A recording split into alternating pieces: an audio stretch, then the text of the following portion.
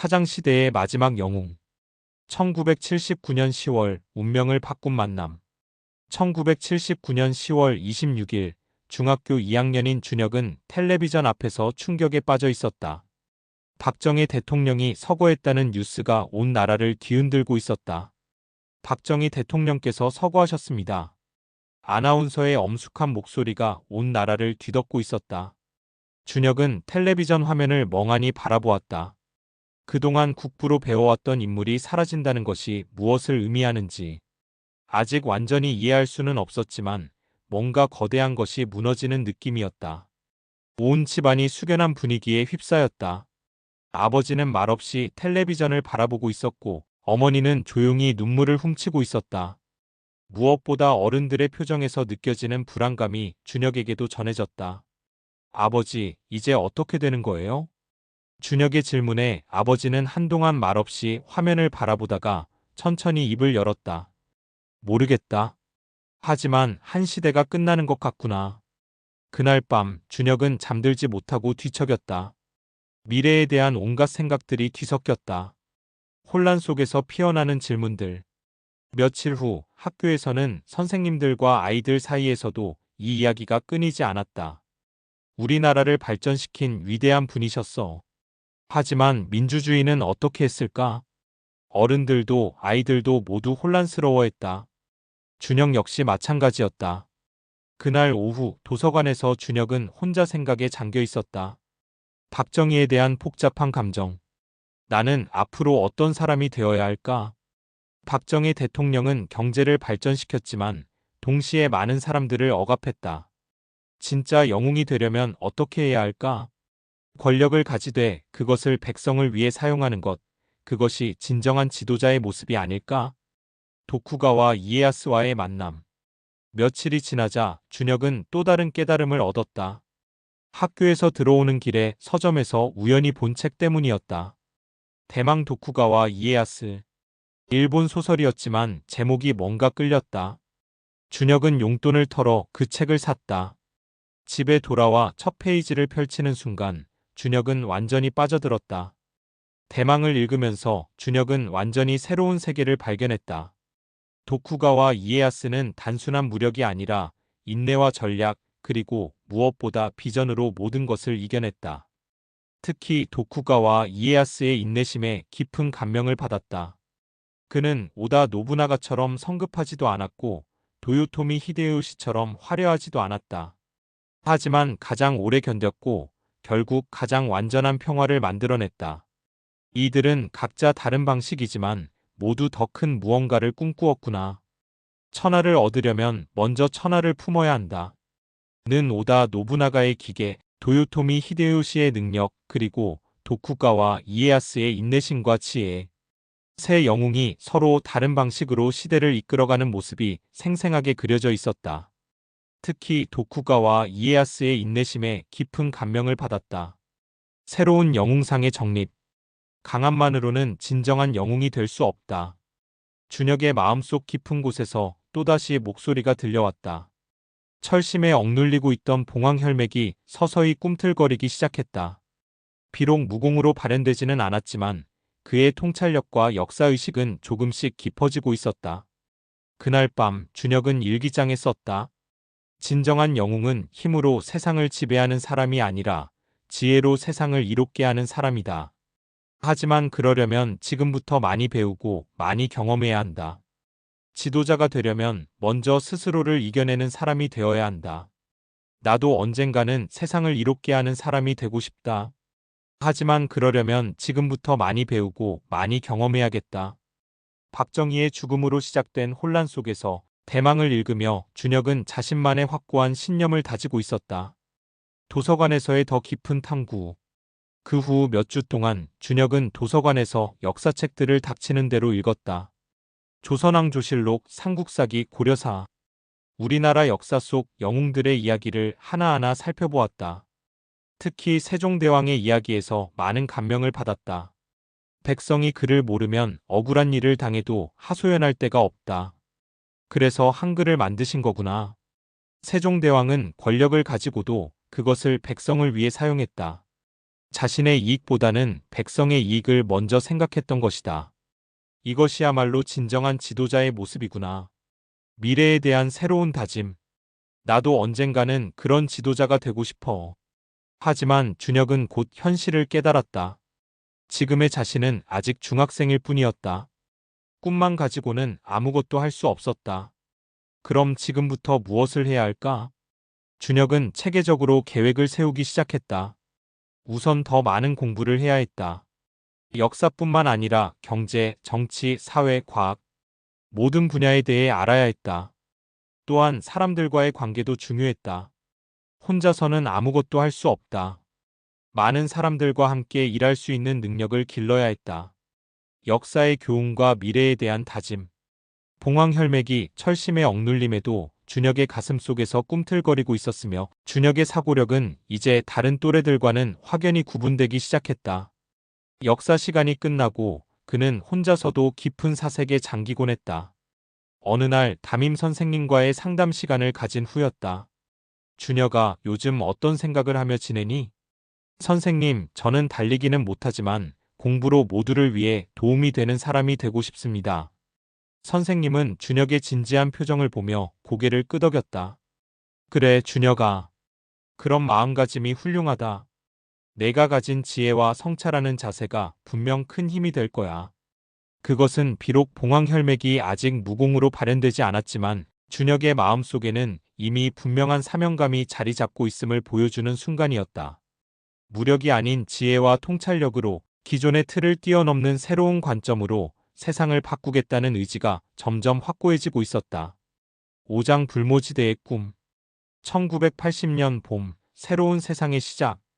1980년 봄, 중학교 3학년으로 올라간 준혁은 새로운 세상을 맞이했다. 5.18 광주민주화운동이라는 충격적인 사건이 일어났지만 당시 언론 통제로 인해 학생들은 그 진실을 제대로 알 수 없었다. 나중에는 큰 충격으로 다가오겠지만 이때의 준혁에게는 새로운 깨달음이 기다리고 있었다. 야, 김준혁, 너 불모지대 읽어봤나? 같은 반 친구 성민이가 두꺼운 책을 들고 다가왔다. 성민이는 평소 만화책만 보던 아이였는데 이렇게 두꺼운 소설을 읽고 있다는 게 신기했다. 불모지대? 그게 뭔데? 야마사키 도요코가 쓴 일본 소설이야. 진짜 대박이야. 기업가 이야기인데. 너 같은 애가 읽으면 딱일 것 같아. 빌려줄래? 그래. 근데 진짜 두꺼워. 포기하지 말고 끝까지 읽어봐. 불모지대와의 운명적 만남. 그날 밤부터 준혁은 불모지대에 빠져들었다. 주인공 이끼 다다시는 평범한 종합상사를 거대한 종합상사로 기업을 일궈내는 기업가였다. 그의 모습에서 준혁은 새로운 영웅상을 발견했다. 시베리아 억류 생활을 겪은 이끼 다다시가 일본으로 돌아와 종합상사에서 일하며 펼치는 치열한 경제전쟁의 이야기였다.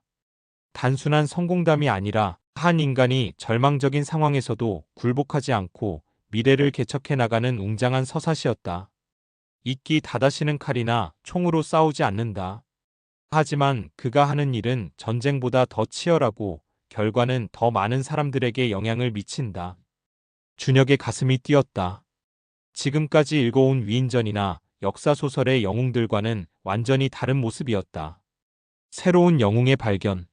이끼 다다시는 부패한 정치인들과 맞서고 불합리한 제도와 싸우며 무엇보다 치열한 국제 경쟁 상황에서 일본을 위해 일했다. 하지만 그는 무력 대신 지혜와 전략으로 그리고 무엇보다 비전으로 모든 것을 이겨냈다. 그래, 이거야. 진짜 영웅은 이런 거야. 그 후로 준혁은 도서관에서 이 책에 대해 더 자세히 알아보았다.